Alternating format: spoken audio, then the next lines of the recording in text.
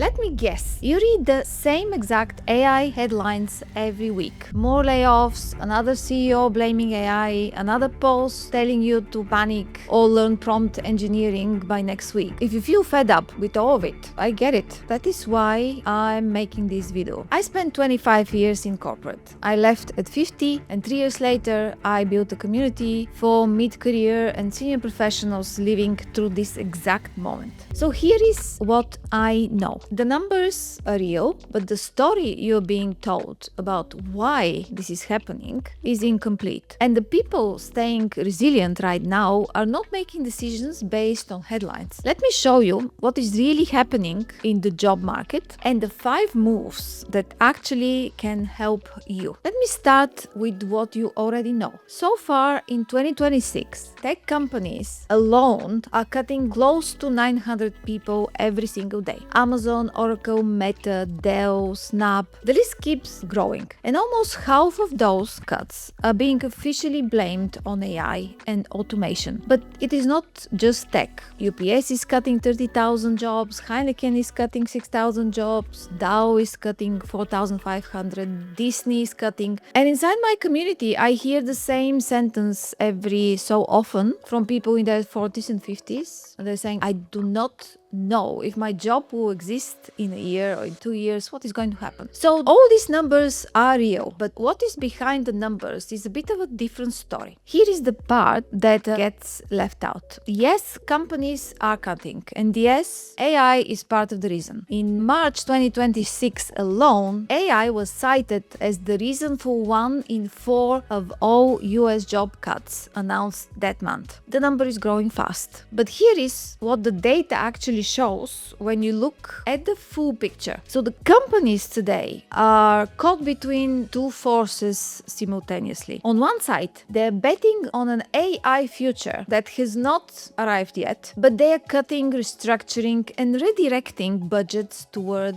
that AI future. On the other side, they're operating in one of the most unstable global environments in years. Tariffs, trade tensions, geopolitical instability, the Iran conflict pushing up oil prices and disrupting supply chains as if they were not disrupted already. Nobody knows what next quarter looks like, let alone next year. So the other choice many companies making at the moment is not as dramatic as cuts. It's a bit more quiet. So what they do is they are actually not replacing people who are leaving, not opening roles, not expanding teams. They're just waiting to see how things will develop. The Federal Reserve Chair has a phrase for this: low hire, low fire. And that waiting, that invisible freeze, is more dangerous than the layoffs making the headlines. Because a layoff you can see, you can respond to it, you can react, but the market that quietly stops creating opportunities while everything looks kind of stable on the surface, well, that is the thing that catches experienced professionals completely off guard. Before I tell you what I think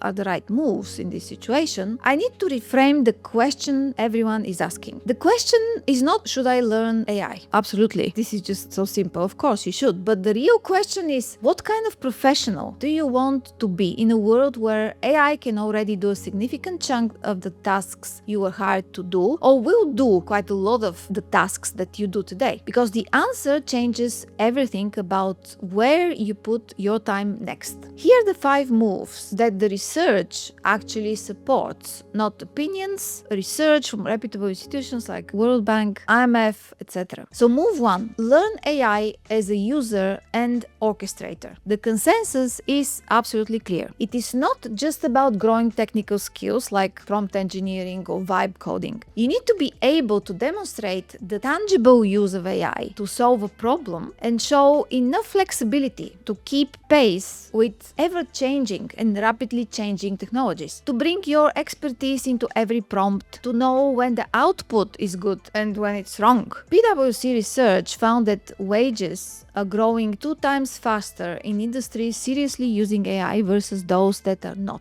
And the World Economic Forum said something that you want to write down down and remember, the most valuable AI skill in 2026 is not coding, it is building trust. Knowing when to trust the output, knowing when to challenge it. Beyond algorithms, the next wave of talent must bridge technology, governance, and organizational change. All three. Move to know what skills are actually worth building. Everyone is telling you to learn AI. And yes, that matters, absolutely. But the research is clear that the winning formula in 2026 is human depth plus AI fluency, not just one or only the other. On the AI side, companies will be looking for someone who can use AI tools fluently, evaluate the output critically, and adapt as the tools change. Don't only take a course and think, okay, that's it, I'm done. Use the knowledge and solve a current problem in your work or even at home. On the human side, the professionals who can combine critical thinking, problem solving, AI, data, emotional intelligence, adaptability. I know the list is long, but these are the times we live in. So these people, these individuals will be in high demand. Move 3.